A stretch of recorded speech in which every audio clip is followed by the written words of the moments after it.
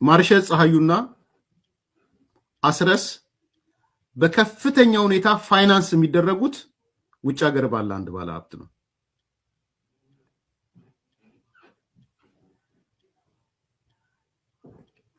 ይሄ ባለ ሀብት እስከ 40 ሚሊዮን ብር ሰጥቷቸዋል። ወርቁ አይተነው በፊትም ይታማበት ነበር። ግን ይሄንን ሀሜት ያመጡት ሌሎች ባለ ሀብቶች ናቸው። እዚህ ስም መጥቀስ አልፈልግም የምታውቁት ስለሆነ። አካውንቱ የተከፈተው የነበረው በአስረስ ሰዎችና በማርሸት ነበር የነበረው። ከዛ በሌላ አደረጉት። በየጊዜው ልጆቹ ለቀው እስኪወጡ እኔ ያገኘኋቸው ሰዎች ለቀው እስኪወጡ በአካውንታቸው 40 ሚሊዮን ብር ያስገባላቸው አንድ ባለሀብት ነው። እስቲ ዘመነ ካሴን ይዞ ላመጣልኝ ይሄን ያህል ሚሊዮን ብር ሰጣለሁ ብሎ የኢትዮጵያ መንግስት ገንዘብ ያስቀምጥ።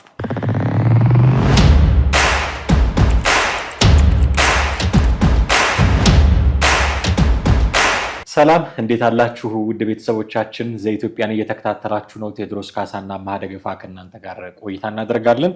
በወቅታዊ ፕሮግራማችን ተመልሰናል። በዛሬው ፕሮግራማችን ዘመነ ካሴ የት ነው ያለው የሚል ጥያቄ እናነሳለን። ከዛ በተጨማሪ ደግሞ አንድ መረጃ ሰማን፣ በቪዲዮ ልናጋራችሁ እንችላለን። መረጃውንም አስረስ ዳምጤና ማርሸት ፀሐዩ ከአንድ ስሙ ካልተገለጸ እኛ ማን እንደሆነ ምናልባት እንገምት ካልሆነ በስተቀር ስሙ ካልተገለጸ አንድ ባለሀብት በተለያየ ጊዜ የተሰጣቸው ገንዘብ 40 ሚሊዮን ብር ደርሷል የሚል መረጃ ሰማን። እሱንም እናጋራችኋለን፣ ድምፁም ትሰሙታላችሁ። እና በእነዚህ ጉዳዮች ላይ ነው ቆይታ የምናደርገው። እስከ ፕሮግራማችን ፍጻሜ ድረስ አብራችሁን ትቆዩ ዘንድ የአክብሮት ግብዣችን ነው። ቴዲ እንዴት አለ? ሰላም ነው። እንግዲህ የዚህ የፋኖ አንድነት ጉዳይ እየተነሳ ባለበት በዚህ ጊዜ ዘመነ ካሴ የት ነው ያለው የሚል ጥያቄ መጠየቅ ጀምረዋል። ዘመነ ካሴ የት ነው ያለው የሚለውን ጥያቄ የሚያነሱ ሰዎች ከቅርብ ጊዜ ወዲህ እንደምታየው አብረው አናያቸውም። በፊት አብረው ከአስረስም ጋር ከሌሎችም ጋር አብረው ሆኖ ቪዲዮም ሲለቅ እንደዚህ ይታያል። አሁን ወይ በጽሁፍ ነው እና እሱ የጻፈውን እና አስረስ ሼር ሲያደርጉ እናያለን፣ ወይ ድምፅ መልእክት ሲያስተላልፍ ነው የምናየው። የት ነው ያለው የሚል ጥያቄ የሚያነሱ ሰዎች ከአስመራ አልተመለሰም የሚል መልስም አላቸው። ስለዚህ አስመራ መሄዱን ሁሉም ሰው እንደተስማማበት አይነት ቆጥረው ነው የሚያቀርቡት። እና የት እንዳለ ማወቅ እንችላለን ዘመነ ካሴ? በተባባሪም ቢሆን እንደገና በፎቶግራፍ ደረጃም የወጣ ነበረ።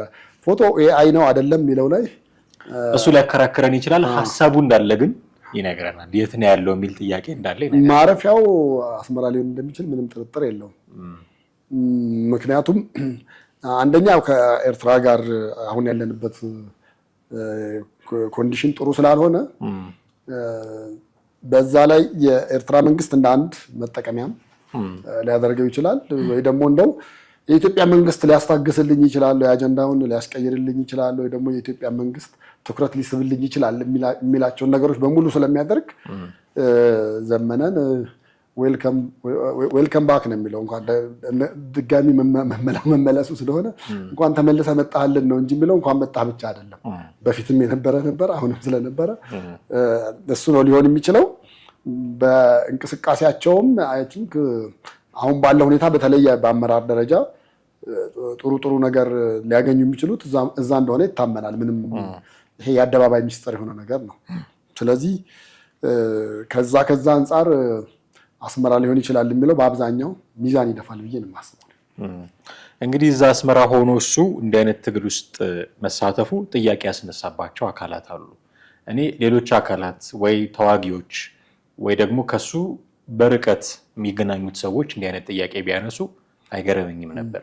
ይህን ጥያቄ የሚያነሱት ግን እና አስረስ ዳምጤ ጭምር ናቸው የሚል ነገር ስትሰማ በጣም የቅርቡ ሰው ነው አስረስ እና እዛ ሆኖ ትግል ሊመራ እንዴት ይችላል? እና ከአስመራ ለመመለሱ በድርጅት ውስጥም በጣም ጥያቄ እያስነሳ ነው የሚሉ ነገሮችም እየተነሱ ነው። እና እንደውም ቁርሾ መሰል ነገር በሁለቱ ሰዎች መካከል እየተፈጠረ እንደሆነ ነው የሚሰማው። እና አስረስ እና ዘመነ ካሴ ቁርሾ ውስጥ ቢገቡ ቢጣሉ፣ በመካከላቸው አንዳች ነገር ቢፈጠር፣ በመሃላቸው ነፋስ ቢገባ ኮምፕሊትሊ ጉዳት የሚያመጣው ድርጅቱ ላይ ነው ይታወቃል። እና ምን ያህል እውነትነት አለው ይሄ ነገር? አሁን አስመራ ሊሆን ይችላል እዛ መዳረሻው እዛ ሊሆን ይችላል ብለህ ልትገምት ትችላለህ። ምክንያቱም እዛ ታጣቂ ስለነበረ ያውቀዋል ሁሉን ነገር፣ ብዙ ነገሮች ልታነሳ ትችላለህ። እዛ ሄዷል የሚለውንም ብናምን ግን እዚህ ያሉትና እሱ እዛ ሆኖ ሪሊ ስራ ይሰራል ወይ?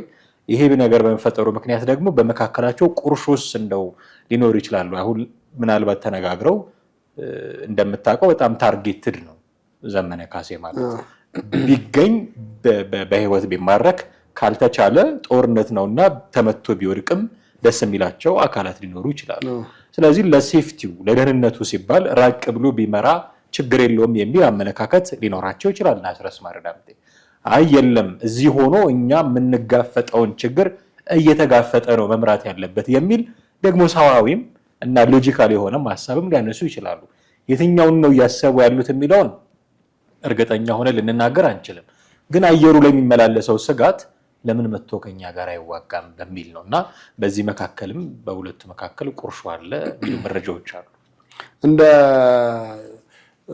እሳቤ አሁን የሁለቱም ሐሳብ ያን ያህል በክፋት ደረጃ የምታየው አይደለም። ወይ ደግሞ ትጥቅ ትግል ያዋጣኛል ብሎ የገባ ድርጅት እነዚህን አይነት መንገዶች ሊጠቀም የሚችልበት አለ። እንደው ከማን ተማሩ እንኳን ብለህ ብትል እንኳን በቀላል እኮ ከህወሓት ተማሩ ብለህ ብትወስድ ህወሓት አመራሮቹ ሱዳን ሆነው ነበር አይደል የሚዋጉት።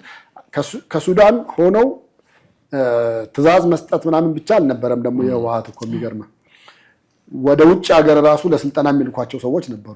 ወደ ውጭ ሀገር ራሱ ለስልጠና ሲልኩ ከሱዳን መንግስት ጋር በመነጋገር የሱዳን መንግስት እንደ ሀገሩ ዜጋ መታወቂያና ፓስፖርት በማውጣት ከዛ በኋላ ነበር ውጭ ሄደው ተምረው የሚመጡት። ያንን ነገር ለማድረግ ያን አካሄድ እየተከተሉ እንዳለ ነው የሚሰማኝ። አሁን ህወሓት ይከተል የነበረውን አይነት አካሄድ ነው። በሌላም በኩል እንደውም የበለጠ ሚዛን መድፋት መቻል አለበትና ተቀባይነት ማግኘት አለበት ብለህ አንተ እንደ አንድ ሰው ምን ትነግራቸዋለህ ብለህ ብትለኝ እኔ እዛ ሆኖ ያለውን ሁኔታ መምራቱ ጥሩ ነው ብዬ ነው የማስበው። ምክንያቱም የእሱ መያዝ፣ የእሱ እጅ መስጠት፣ የእሱ መመታት፣ የእሱ መታመን ምናምን በድርጅቱ ላይ ብዙ ሊያመጣ የሚችላቸው ነገሮች አሉ። እንግዲህ ይሄ በየትኛውም ዓለም ውስጥ ያለ በተለይ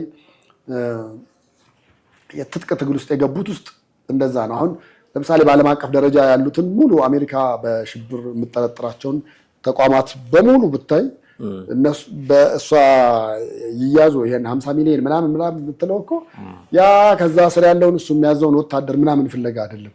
አንድ ሰው ከላይ ያለውን ያ ሰው ከተያዘ የሆነ እንትን ሊል እንደሚችል ማለት ነው። እንደውም እኔ እስከዛሬ ድረስ የኢትዮጵያ መንግስት ቦታ አለመስጠቱ ነው ቁባ አለመስጠቱ ነው ወይስ ከምን አንጻር ነው ተብሎ ነው እንጂ እስቲ ዘመነ ካሴን ይዞ ላመጣልኝ ይሄን ያህል ሚሊዮን ብር ሰጣለሁ ብሎ የኢትዮጵያ መንግስት ገንዘብ ያስቀምጥ።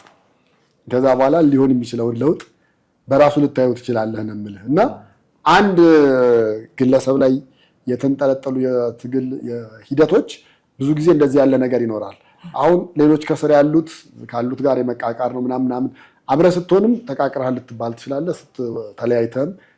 ተለያይተህ ስለ የተለያየ ቦታም ሆነህ ስትሰራም እንደዚህ አይነት ነገር የሚባል ነገር ሊኖር ይችላል። መቃቃሩ ምናምን ካለ ሊያቃቅር የሚችል መጀመሪያ ምንድነው ለአንድ ዓላማ ገብተህ፣ ሁለተኛ ቢኖሩም እነዛ ልዩነቶች በጣም ጥቂትና በጣም ትንሽ ነው ሊሆኑ የሚችሉት። ምክንያቱም አንተ በሱ ጫንቃ ላይ ነው ያለው፣ እሱ በአንተ ጫንቃ ላይ ነው ያለው። እኔ ክፍተት ከፈጠርኩኝ እኔ እጠፋለሁ፣ ያኛውም ይጠፋል። አንተም ደግሞ እንደዛው ነው። አንተ ክፍተት ከፈጠርክ አንተም ትጠፋለህ፣ አብሮ ያለውም ይጠፋል። ይህን ነገር ሳያስቡት ይቀራሉ የሚል ግምትም ሀሳብም የለኝም።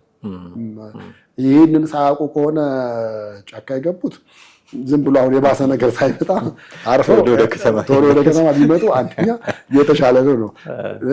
በሁለተኛ ደረጃ ደግሞ እንደዚህ አሁን ከሌ እጅ ሰጠ፣ ከሌ ታማኝ ነው፣ ከሌ ባንዳ ነው እየተባለ ባለበት ሁኔታ ላይ የእሱ አገር ውስጥ መኖር የበለጠ አደጋ ያስከትላል የሚል ግምትና ሀሳቤ ነው ያለኝ በእኔ በኩል። የአስረስን ነገር ካነሳን አይቀር ግን መግቢያ ላይ ያነሳሁትን ነገር አሁን ትንሽ አብረን ልንሄድበት እንችላለን ብዬ አስባለሁ። ኤዲተራችን ይጋብዘናል ቪዲዮ፣ እሱን ቪዲዮ ተከታትለን እንመለሳለን። ማርሸት ፀሐዩና አስረስ በከፍተኛ ሁኔታ ፋይናንስ የሚደረጉት ውጭ ሀገር ባለ አንድ ባለ ሀብት ነው።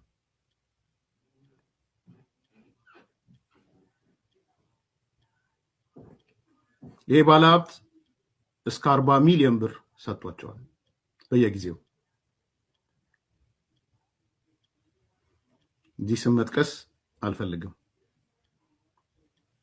የምታውቁት ስለሆነ። አካውንቱ የተከፈተው የነበረው በአስረስ ሰዎችና በማርሸት ነበር የነበረው። ከዛ በሌላ አድርጉት። በየጊዜው ልጆቹ ለቀው እስኪወጡ እኔ ያገኘኋቸው ሰዎች ለቀው እስኪወጡ በአካውንታቸው 40 ሚሊዮን ብር ያስገባላቸው አንድ ባለ ሀብት ነው።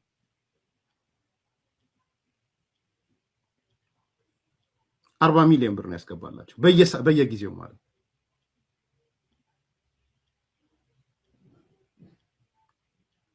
ይሄ ባለ ሀብት አንዴ ግሬደር ሲልክ የነበረ፣ በጅምላ ሲያስቀብር የነበረ፣ በጅምላ ጉጂ ምናምን ተብሎ ወርቅ እስር ቤት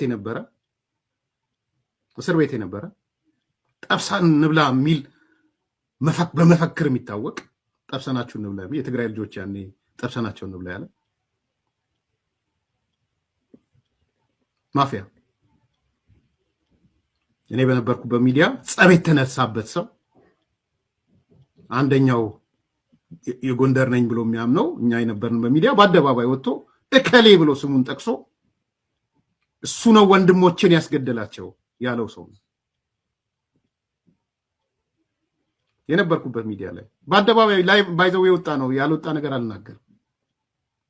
የጎንደር ሰው ነኝ የሚል ሚዲያችን አባል የሆነ ሰው በነ አሳምነው ግድያ በነ አምባቸው ግድያ የተቆረቆረ በነ ምግባሩ ግድያ የተቆረቆረ ወንድሞቼ የተገደሉ ብሎ ያሰበ ስሙን ጠርቶ እሱ ነው ያስገደላቸው ያለው ሰው ነው። ይሄ ሰው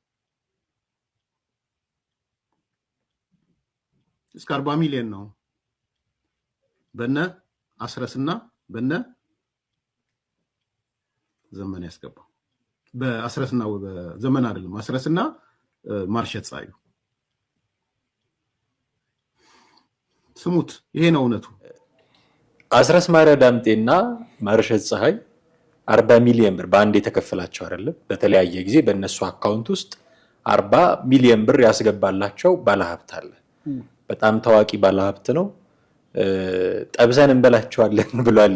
ይሄ ባለሀብት ማን እንደሆነ ግልጽ ነው። ይሄን ንግግር የተናገረው ባለሀብት ማን እንደሆነ ይታወቃል። ስሙ ስላልተገለጸ ነው መረጃው ላይ ስሙን ለመናገር እንትን ያላልኩትና 40 ሚሊዮን ብር ሰጥቷቸዋል በተለያየ ጊዜ እና የእነሱን ትግል የሚደግፍ ባለሀብት አንድ ነው። እሱም ይሄ ሰውዬ ነው የሚል መረጃ ነው ሰምተን የመጣ ነው። እና አስረስና ማርሸት ጠፋ ብሏል። አንዴ ብቅ ይላል፣ ደግሞ የሆነ ጊዜ ጠፋ ይላል። ብቅ ይልና ኮሜዲ መሰል መረጃዎችን አዥጉርጉሩ እንደገና ደግሞ ተመልሶ የት እንደሚሄድ አናውቅም፣ ይጠፋል እንደገና ደግሞ። እና አስረስና የማርሸት አካውንት ቢፈተሽ የዚህ ባለሀብት ንብረት የሆነ ወደ 40 ሚሊዮን ብር የሚጠጋ ገንዘብ በአካውንታቸው ገብቶላቸዋል የሚል መረጃ ነው የሰማ ነው። ሪሊ ይሄ ነገር እውነት ሊሆን ይችላል ብሎ አሁን መፈተሽ ተገቢ ነው የሚሆነው። ሰውየው ማን ነው ልናነሳው እንችላለን፣ ልንነጋገርበት እንችላለን። አሁን ያለበት ሁኔታስ ምን አይነት ነው ይሄ ሰውዬ ይሄ ባለሀብት የሚለውን እናነሳ እና ሪሊ እየደገፈ ነው ወይ በገንዘብ እነዚህን ሰዎች በገንዘብ እየደገፋቸው ከሆነ ደግሞ በእርግጥም የሆነ ሰሞን ይነሱ የነበሩ ጥያቄዎች አሉ ከእርዳታ ጋር ከምናምን ጋር እና ልክ ናቸው እነዛ ሰዎች እንዲህ አይነት ባለሀብቶች አሉ ፋኖን የሚደግፉ። ስለዚህ እነ አቡበከር ኡስታዝ ልክ ናቸው ማለት ነው የሚል ጥያቄ ተያይዞ ማስነሳቱ አይቀርም እና አስረስና 40 ሚሊዮን ብሩን እናንሳ ብዬ እኔ ግን እኒህ ባለሀብት ሰጡ ብዬ አላምንም። የኔ በተቃራኒው ነው። ምክንያቱም እኒህ ባለሀብት ላይ በጣም ብዙ ነገር ዘመቻ ተካሂዶ ነበረ። በነገራችን ላይ ይሄ እዚህ ነገር ዘመቻ የሚጀምረው መቼ መሰለህ? ያው እንግዲህ ስማቸውን ቢገለጽ ብዙም አሁን የቀረው ስማቸው መገለጽ ብቻ ስለሆነ ስለዚህ ስማቸው ቢገለጽ ያን ያህል እንትን ያደርገዋል ብዬ አይደለም እና ወርቁ አይተነው ነው። አሁን ወርቁ አይተነው በፊትም ይታማበት ነበር። ግን ይሄንን ሀሜት ያመጡት ሌሎች ባለሀብቶች ናቸው። ሌሎች ባለሀብቶች ስለ ሌሎች ዘይት አስመጪዎች ናቸው። ጉዳዩ የዘይት ጨዋታ ነው የተባለው። የዘይት ጨዋታ ነው። ምክንያቱም ምን ሆነ መሰለ፣ በርካታ ባለሀብቶች አሉ ኢትዮጵያ ውስጥ ዘይት ከውጭ እያመጡ የሚሸጡ። እሱ ደግሞ እዚሁ ሀገር ውስጥ ከፈተው። ሀገር ውስጥ የከፈተው ከውጭ የሚመጣው በወደብ ስለሚመጣ በዶላር ስለሚመጣ ምናምን ተብሎ ዋጋ ተሰቅሎ ነበረ። እሱ ያንን ወገቡን ቆርጦ ነበረ በቅናሽ ዋጋ ያመጣው። በቅናሽ ዋጋ ሲያመጣው ምን አይነት ነገር መደረግ ተጀመረ? ሌሎቹ እነዚህ አሁን ዘይት አስመጪ የተባሉ ባለሀብቶች ደግሞ በተራቸው ወርቁን ምን ማድረግ ፈለጉ? ከመንግስት ጋር ማጋጨት፣ ማነካካት፣ የሆነ ነገር ማድረግ። ለዛ ደግሞ አንደኛው መንገድ የተገኘው የግለሰቡ አማራ መሆናቸውና የፋኖን ትጥቅ ትግል ይረዳሉ የሚል ነገር ማንሳት ትንሽ ሌላውን ቢሰማው አዋረ ልክ ነው ይረዳሉ ምናምን ብሎ ውሃ ያነሳልሃል። አሁን ስታየው ስታስበው እኮ ይሄማ በትክክል ነው እንጂ ሰውየው ምናምን ብለህ ትላለህ። ግን ሰው ያን ያህል 40 ሚሊዮን ብር ለትጥቅ ትግሉ የሚሰጠው ምን እንዲደረግለት ብሎ ነው? ነገ ከነገ ወዲያስ እነኚህ ሰዎች እርቅ ሲፈጥሩ ምን ሲሉ ይሄ ባለሀብት ያለው እኮ ነው። ምንድነው መስታወት ያለው ቤት ምንድነው የሚባል ነገር አለ። ቤቱን በመስታወት የሰራ ሰው ድንጋይ ወረወር። በቃ ወርቁን እንደዛ ቆጠረው። ታዲያ እንደዛ አድርጎ ሀብት ንብረቱ ሙሉ እዚህ ሆኖ ከዚህ በሚያገኘው እየኖረ አሁን ባለበት ሀገር ከዚህ በሚያገኘው እየኖረ እንዴት ሆኖ ነው እንደዛ አይነት ጨዋታ ሊጫወት የሚችለው?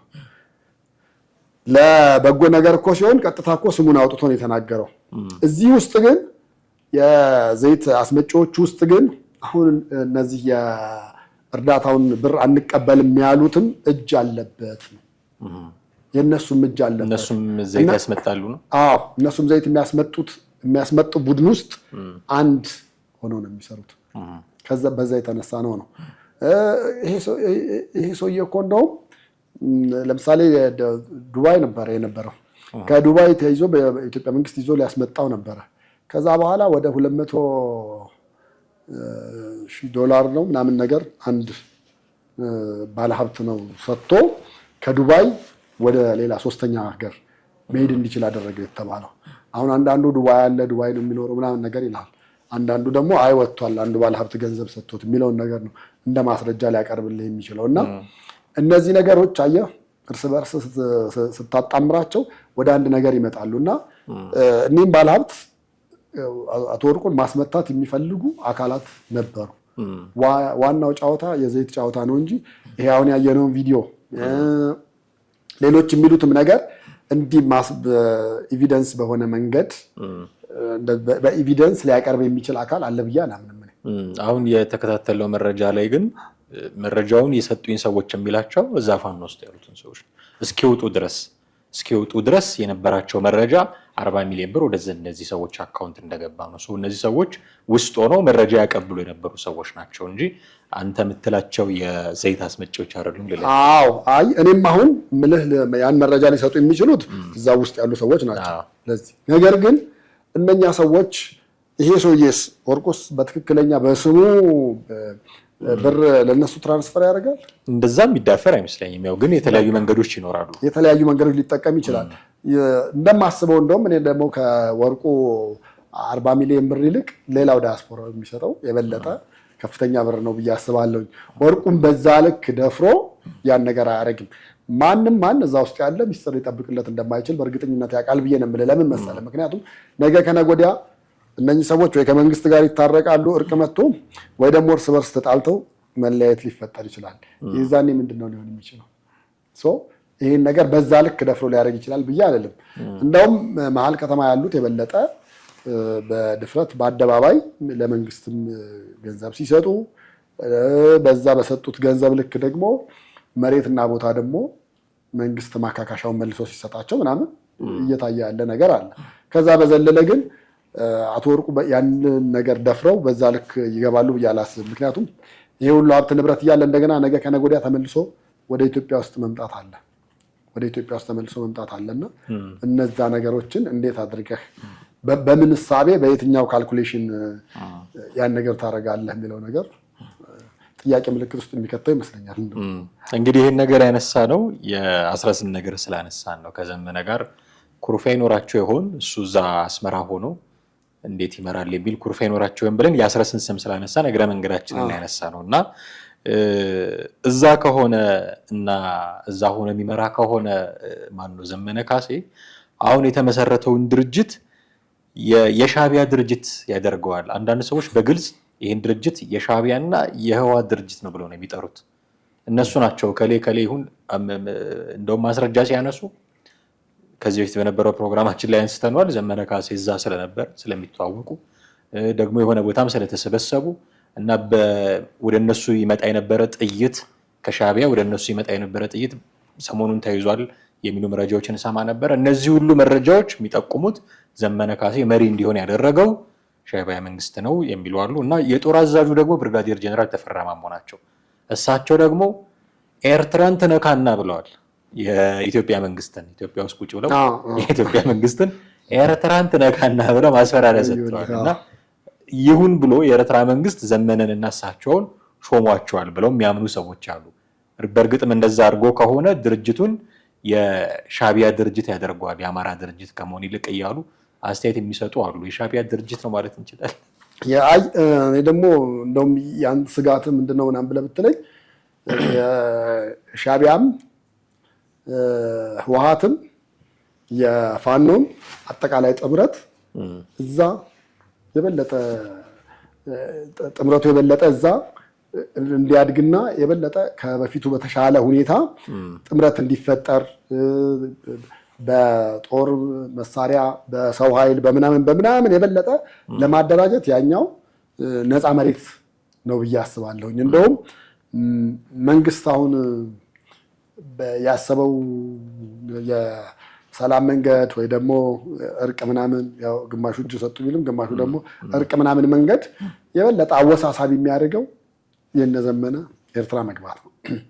ምክንያቱም አሁን ያልኩ ነው ጽምዶው የበለጠ ሌላ አቅጣጫና ሌላ መስመር ይዞ በጣም ሰፊ መሬት ላይ በጣም ነፃ መሬት ላይ በፈለጉት ሰዓት ኢቭን ካፌ ቁጭ ብለው ሻይ ቡና እየጠጡ ጉዳያቸውን እንዲያከናውኑ ትልልቅ ሆቴል ቁጭ ብለው እዚህ ቢሆን ምናልባት በጫካ ውስጥ ሆነው ነው ወይ ደግሞ ዱር ዋሻ ውስጥ ሆነው ነው ሊሆን የሚችለው።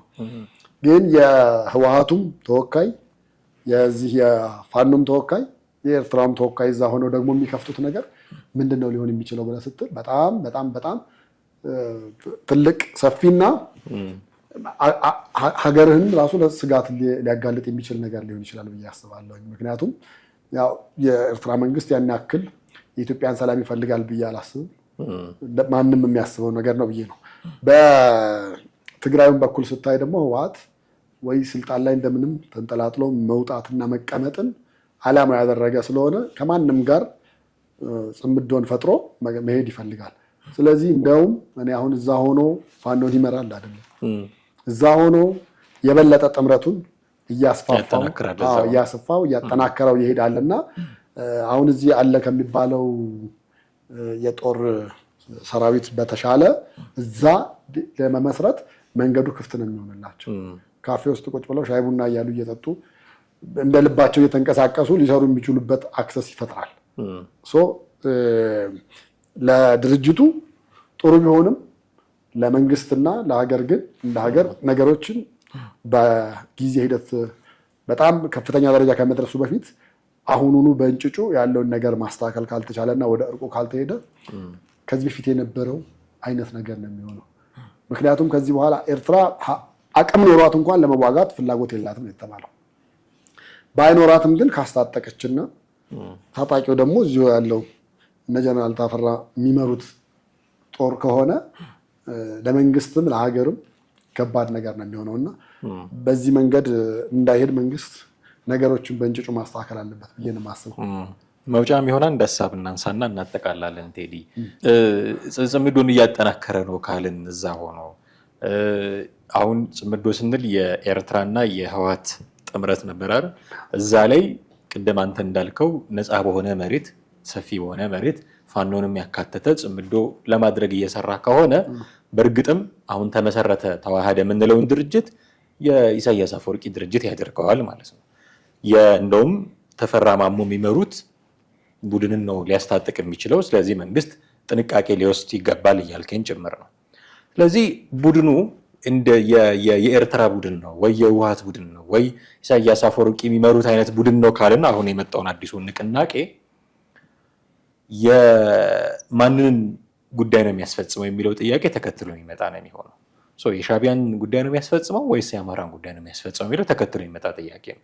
የአማራ ጉዳይ ይታወቃል ምን እንደሆነ ጥያቄ ብዙ ጊዜ ደጋግመንም እንደምናነሳው በጊዜ ሂደት ተለውጦ የስልጣን ጥያቄ ሆነ እንጂ የሚያነሷቸው ጥያቄዎች ይታወቃሉ። ከሁሉ በላይ በመጀመሪያ ደረጃ የሚያነሷቸው ጥያቄዎች አማራ በማንነቱ መገደል የለበትም የሚል ነው። በቃ በጣም ትክክለኛ ጥያቄ ነው። ምክንያቱም አይተናል፣ ነቀምት፣ ወለጋ ምናምን አካባቢ የጅምላ መቃብሮች አይተናል፣ አርሲ አይተናል፣ ሻሸመኔ አይተናል ምናምን በተለያየ ቦታ በማንነታቸው ይገደሉ ነበር። ስለዚህ ይሄ ትክክለኛ ጥያቄ ነው፣ መገደል የለበትም ነው። ከዛ የልዩ ኃይል መፍረስ ጥያቄ ነው የተነሳው። የልዩ ኃይል እንዴት ከኛ ይጀመራል፣ ለምን ይፈርሳል የሚሉ ጥያቄዎች ናቸው። ይሄ ኮንትሮቨርሻል ሊሆን ይችላል። የሁሉም ስለፈረሰ እናንተ መፍረስ አለበት የሚል አመክንዮ ሊነሳ ይችላል። ለምን ከኛ ተጀመረ፣ ስጋት አለብን የሚል ደግሞ ሌላ ካውንተር አርጊውመንት ሊነሳ ይችላል።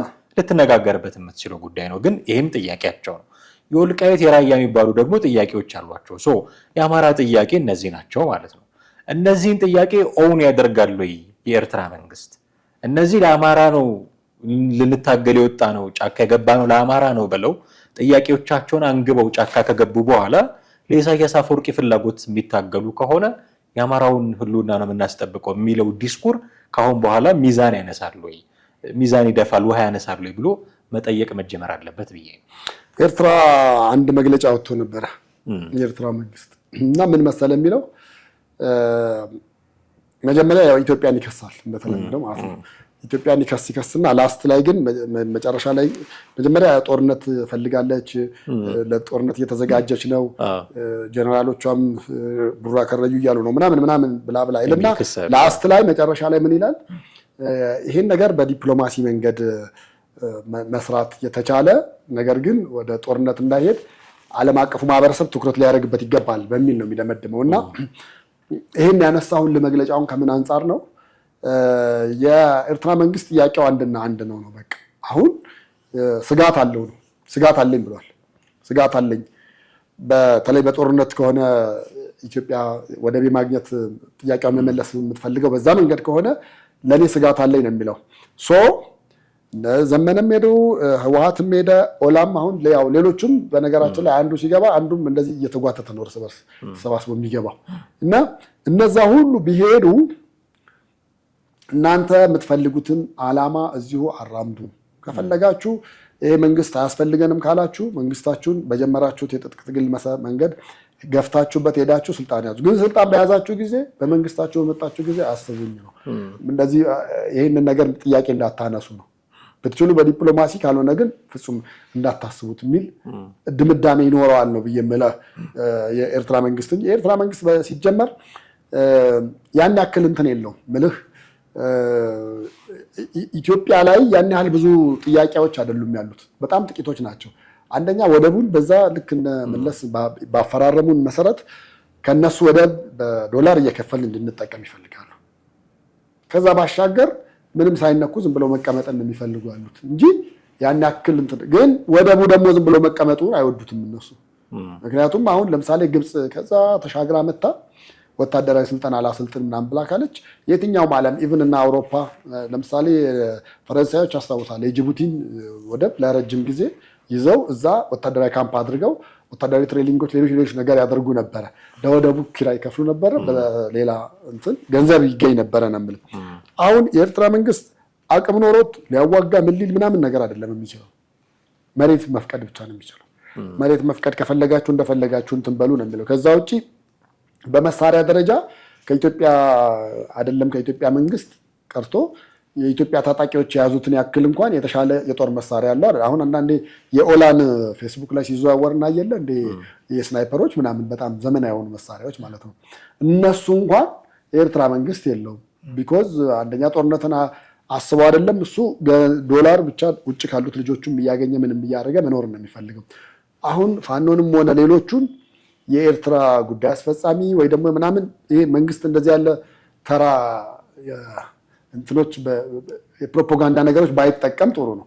በቃ የኤርትራን መንግስት አስፈጻሚ ምናምን ራሱ እኮ መንግስት የኤርትራ መንግስት ጋር ሄዶ አብሮ ብዙ ቡና እየጠጡ የነበረበትን ጊዜ አንረሳውም አይደል እንዴ?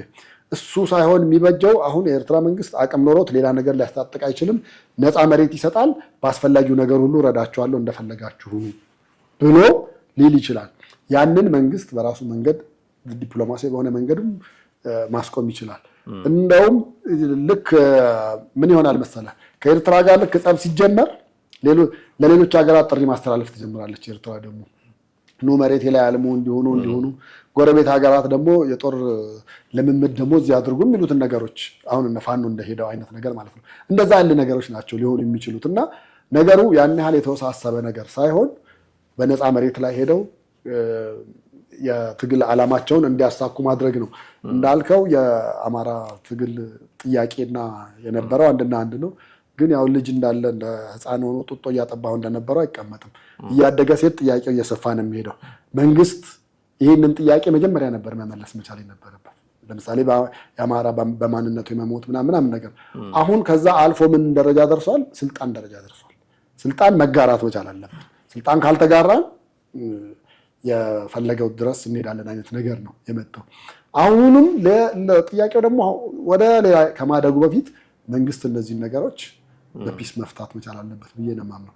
ከዛ ውጭ ግን ታፔላ በመስጠት ስም በመለጠፍ ወይ ደግሞ ሰዎችን በማሰር ምን በማለት የሚያኮርፈውን እናንተ የሚያደርገውን ኃይል እያበዛህ ነው የምትሄደው። የሚያኮርፈውን ኃይል እያበዛህ እና ጠላት እያፈራህ ነው የምትሄደው። ስለዚህ በዛ መንገድ መታየት አለበት ብዬ ነው የማስበው። ለነዘመነ ግን እንግዲህ የበለጠ ምቹ ይሆንላቸዋል ነው ማንም ሊገምተው የሚችለው አይነት ነገር ነው። እርስ በርስ ከና ኦላ ከምናምን ጋርም ተገናኝቶ በነፃ መሬት ላይ አውርቶ ተደራጅቶ ለመምጣት መንገድ ይሆናቸዋል። ሰው መንግስት ይህንን ነገር በተቻለ መንገድ በራሱ አካሄድ ሄዶ በዲፕሎማሲ መንገድ ማቆም አለበት ብዬ ነው የማስበው። በጣም አድርጌ አመሰግናለሁ ቴዲ። ውድ ቤተሰቦቻችን እናንተም ከኛ ጋር ነበራችሁ ቆይታ እጅግ አድርገን እናመሰግናችኋለን። ሰሞኑን የተሰሙ አጫጭር መረጃዎችን መሰረት አድርገን ይህን መሰል ፕሮግራም ወደ እናንተ አድርሰናል። ሀሳብ፣ አስተያየት፣ ጥያቄዎች እንደሚኖሯችሁ ግልጽ ነው። በየትኛውም መስመር በስልክ መስመራችን በመደወል አሊያም ከታች ባለው የሀሳብ መስጫ ሳጥን በኩል ልታቀብሉን ትችላላችሁ።